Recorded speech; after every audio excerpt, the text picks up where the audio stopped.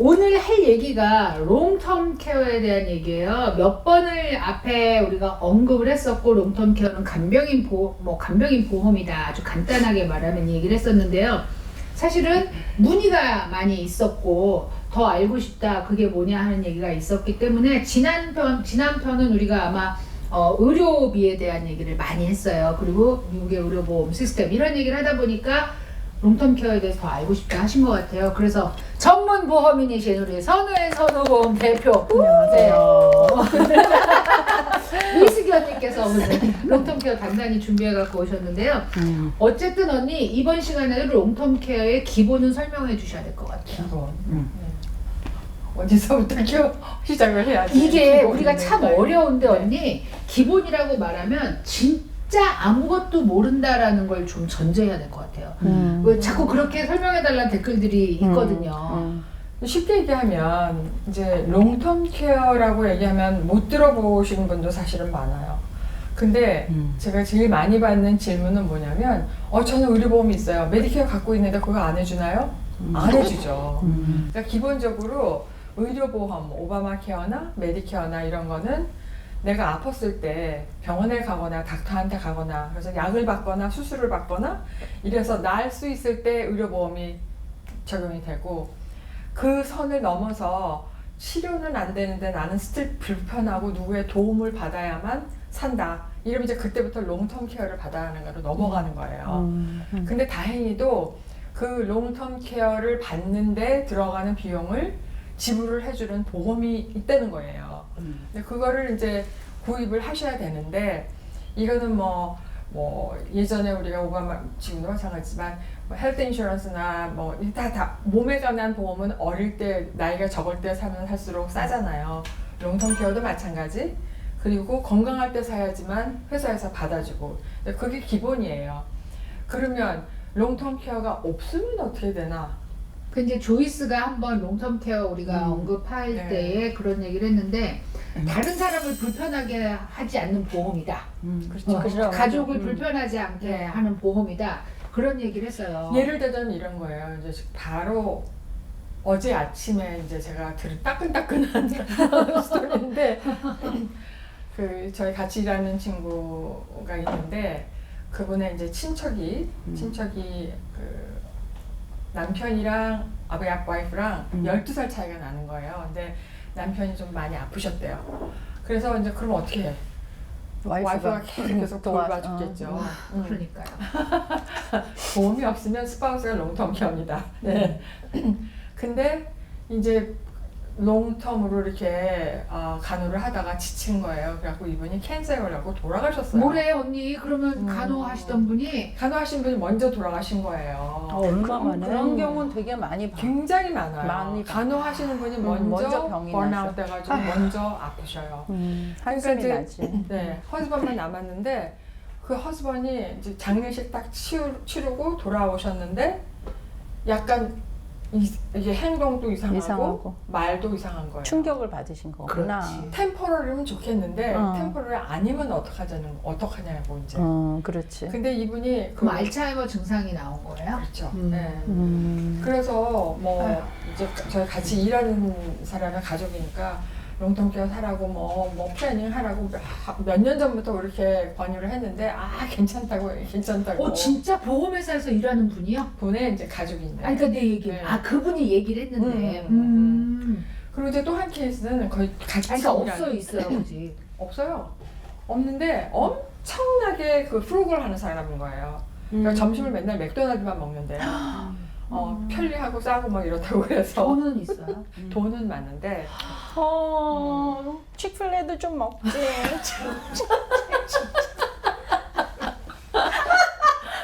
근데 이제 그거보다 더 심한 스토리가 뭐였냐면, 저희 같이 일하는 어드바이저 중에 하나예요. 시작한 지 1년 반 됐어요. 근데 이 친구가 갑자기 리버브 앱센트를 한다는 거예요. 6개월간. 왜 그러냐 그랬더니 자기 아버지가 지금 93세인데 저번에 얘기하신 분.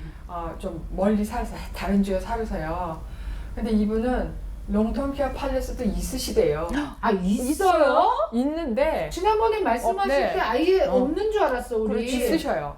있는데 널싱홈에도 안 가시겠다 그러고 불편해서? 간병 예? 불편해서.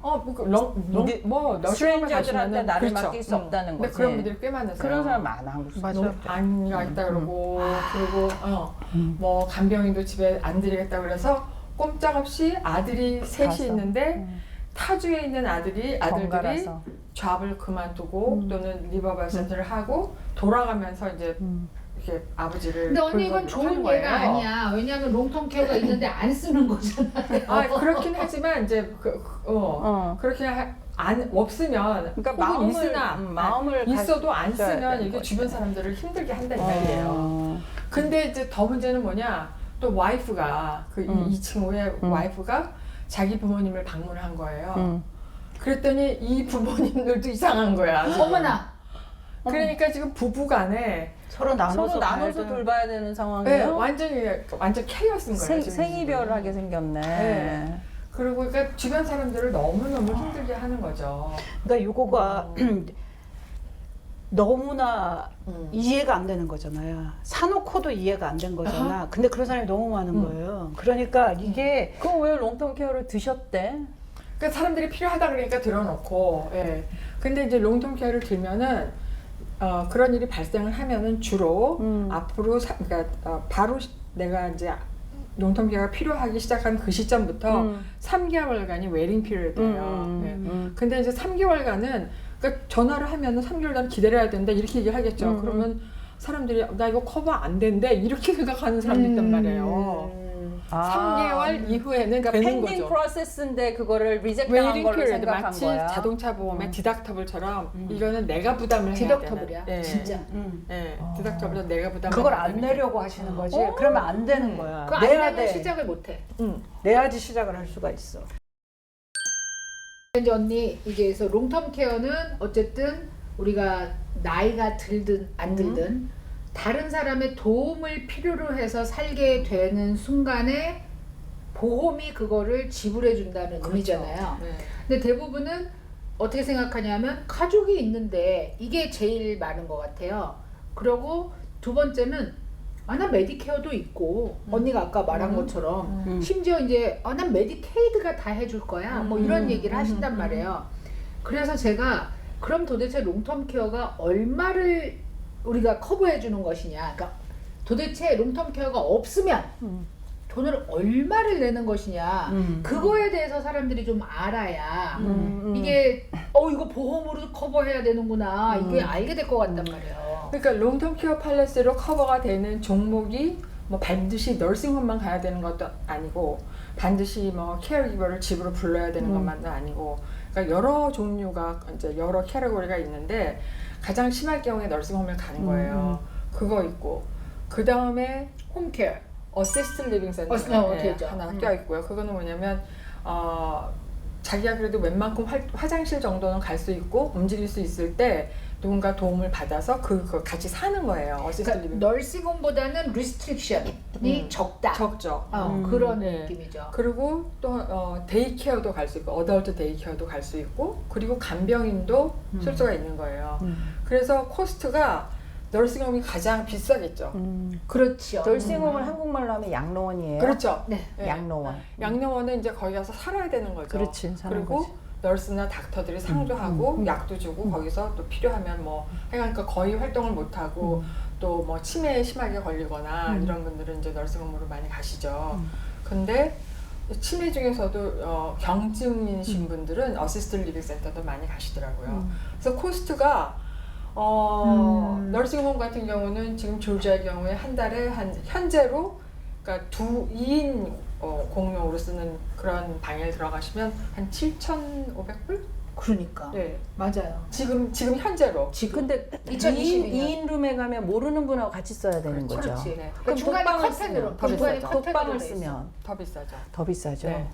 근데 이거는 만불은 되지 않겠어. 저기가 아니 이제 만불까지는 안 가는데 평균. 평균이 그렇고요. 평균을 얘기하는 거지. 조금 좋은 데는 10,000불, 12,000불. 시설이 더 현재도 좋은데 깨끗하고 좋고 뭐 좋은데. 이런 데는. 근데 생각을 해보세요. 한 달에 7,000불이면 1년에 이건 평균이에요. 네. 어. 한 7,000불만 잡자고요. 아주 머리 스타일에. 그러면 1년에 8만 4,000불. 거기에 5년 계신다 그러면 얼마죠? 40몇만 불 되네. 네. 그러면 집 한 이제 채. 집 한 채 집 한 채 값 나가는 되네. 거예요. 응. 근데 5년만 계셔도 네. 더 길게 있으면은 그런데 굉장히 이제 안타까운 건 뭐냐면 40만 불 정도가 돈이 있어도 안 쓰고 싶어 하시는 거예요. 그래서 간병인이 아까 간병하시던 가족이 돌아가셨다잖아요. 그렇죠. 그러니까 이제 주변 너무 사람들 너무 힘들게 하는데 차라리 너무 슬퍼. 그 롱텀 케어를 이제 들으시면은 그걸로 여러 가지를 해결을 할 수가 있으니까 그 다음에 어시스트 리빙 센터에서 사신다, 리빙 퍼슬리티에서 사신다 그러면은 7,000불보다는 조금 낮죠. 그러면 그러니까 뭐 조금 낫다는 거지 안 비싸다는 건 절대 아니에요. 지금 지난번에 제가 알아본 거로는 그러니까 미국 친구들이 하는 데는 한 3,500불에서 4,000불 정도고 한국 분들이 하시는 데는 조금 싸더라고요. 그런데 그 환경이 훨씬 다를 수 있어요. 다르죠. 네, 그래서 이제 들어가시기 전에 반드시 어디를 방문해서 하고, 다 네, 보고. 다 보고 그리고 어시스트 리빙 센터에 들어가시는 분들이 더 오래 계시는 것 같아요, somehow. 그렇죠. 네, 오래 건강하신 사람이 좀 더 건강한 사람이 들어가는 거니까. 그런데도 하여간 그렇고 근데 이제 오래 계신다는 네. 뜻이 물론 이제 널스홈에 계신 분들은 사실은 죽음이 얼마 안 남았다는 생각을 하고 들어가시니까 뭐 짧게 계신다도 되지만 어시스턴트 리빙 홈에서 주는 어떤 프로그램들이 뭐 식사라든가 아니면 간호사가 항상 상주한다든가 운동 프로그램이든가 하는 게 건강을 좀 더 좋게 만드는 그럴 수 프로그램을 있어요. 하기 때문인 네. 것도 있어요. 그러니까 일단은 이제 액티비티를 하시니까 네. 그렇고 그다음에 이제 뭐 데이케어 센터는 이제 물론 그렇고 네. 그 지금 방문 네, 방문 간병인 네. 근데 지금 얼마죠? 홈케어는 조지아 같은 경우는 평균으로 치면 18불에서 시간당 18불에서 25불 사이가 되는데 미니멈으로 시간을 계산을 합니다. 왜냐하면 운전해서 30분 갔어. 근데 1시간 일하고 나올 수는 없잖아요. 그러니까 홈케어 회사마다 차이가 조금 있을 수 있지만 3시간에서 4시간은 무조건 미니멈 시간이 있어야 되고요. 일주일에 한 번 이런 것도 또 일주일에 한 번 3시간, 4시간을 가서 도와드릴 수 있는 게 거의 없는 거죠. 그러니까는 적어도 일주일에 2번, 3번은 저희가 권장을 하죠. 자기 자녀들을 보고 하라는 사람들이 있잖아. 자녀들이 하거나 하는 거는 이제 곧 없어질 거고요. 당분간 코로나 때문에 당분간 허용이 됐고 지금 이제 간병인 네. 보험인 보험은 롱텀 케어로 하는 건 대부분은 상관이 없어요. 누가 reimburse하고 no, actually reimburse로 하는 거는 그 licensed caregiver여야 돼요. 반드시 reimburse가 되려면. 근데 indemnity policy라 그래가지고 그냥 한 달에 뭐 얼마씩 얼마 이렇게 나온다. 돈이 나오는 거는 어떤 사람이 해줘도 상관없어요. 우리는 그걸 들어야 되는 거죠. 그렇죠. 인정하는 그러나 그래서 이제 와이프가 받는 거지. 남편을 와이프가 케어기버를 그렇지. 하면. 근데 그러려면 간병인을 왜 쓰노? 그러니까 뭐냐면 아니 그래도 와이프가 써야 돼. 하면 되는 게 아니라 못해. 돈 때문에 하는 건 아니다. 아까 말씀드린 대로 간병을 하다가 그냥 지쳐요. 사람들이 먼저 아파. 그러니까 그 돈을 받아서 사람을 써야 돼요. 그거지. 그냥 그거지. 내려놓고 좀 그치. 그냥 좀 적게 살고 예. 근데 이제 돈이 제일 새드다, 새드, so sad. 그러니까 돈이 제일 적게 드는 게 네. 이제 집에서 간병인 서비스를 받는 거. 네, 그것도 롱텀 케어가 다 되죠. 돈을 대줍니다. 그 다음에 데이케어. 데이케어 간 것도 사실 되고. 이게 제일 싸요. 싸기는. 데이케어가. 네. 근데 이제 데이케어도 사실은 굉장히 좋은 방법인 것 같아요. 그러니까 데이케어 가려 그러면 또 그 사실은 모든 액티비티를 다 하실 수가 있어야 되는데 롱텀 케어를 쓰려 그러면은 2가지 중에 그러니까 데일리 액티비티 중에서 6개 중에서 2가지를 못 하거나 아니면 치매나 이런 이제 증상이 있어야지 되니까 사실 뭐 그냥 아무것도 없이 평상인하고 똑같지는 않겠지만은 그래도 데이케어 가면은 혼자 있어도 되지 않고 또 식사도 주고 뭐 이제 이러니까 훨씬 좋은 기회가 아닌가 이렇게 생각이 그리고 되고. 어른들이 이렇게 어르신들이 같이 모여서 소셜을 건강할 것 하는 게 같아요. 굉장히 건강하지 않아요? 당연하죠. 혼자서 네. 그냥 계속 뭔가 TV 보고 이렇게 네. 하시는 분이 더 빨리 돌아가실 것 같아요. 그렇죠. 그게 이제 혼자 있으면 우울증 같은 것도 빨리 걸리고 우울증이 곧 치매의 원인이 되고 뭐 이런 거니까. 예, 그래서 하여간 그 롱텀 케어가 커버를 해주는 종목들이 이제 그렇게 있고 그러니까 데이케어, 코스트는, 그다음에 네. 홈케어, 홈케어, 그리고 어시스턴트 리빙, 어시스티드 리빙 퍼실리티, 네, 그다음에 널싱홈. 널싱홈이 네. 있는데 정말 잘 생각해야 되는 게 널싱홈 부분인 것 같아요. 또 하나는요, 널싱홈도요, 베드가 없어요. 응? 그러니까 무슨 소리냐면 자리가 없어요. 비싼 데는 앞으로. 있어요. 앞으로 점점 더 그렇게 될 거예요. 근데 한국에 가니까 제가 작년에 한국에 아버지가 편찮으셔서 갔는데 한국 요양병원, 요양원 뭐 엄청 너무너무 많죠. 많은 거예요. 근데 여기는 그렇게 많다는 생각은 안 들거든요. 자기가 눈에 안 띄는 거예요. 그쵸. 왜냐면 보통의 아파트처럼 생겼기 때문에 그게 그런 집인지 그런 건물인지를 모르는 거예요. 진짜로. 많기는 많이 있어요. 뭐 많아요. 있죠. 예. 근데 이제 정부에서 주는 데는 먼 데 있고 이제 정부에서 하는 건 운영하는 들어가기 널싱홈은 들어가기 힘들고. 이제 그 환경이 열악하지. 열악하죠. 그러니까 뭐 하여간 뭐 말로는 다 근데 할 수 사실 없지만, 롱텀 케어가 노인만 필요한 건 아니에요. 당연하죠. 요새는 젊은 친구들이 사고가 나기도 하고 교통사고 같은 거는 그리고 성인병 때문에 사실 저 아는 친구는 32세 죽었거든요. 2번 왔어요 이게 스트로크가.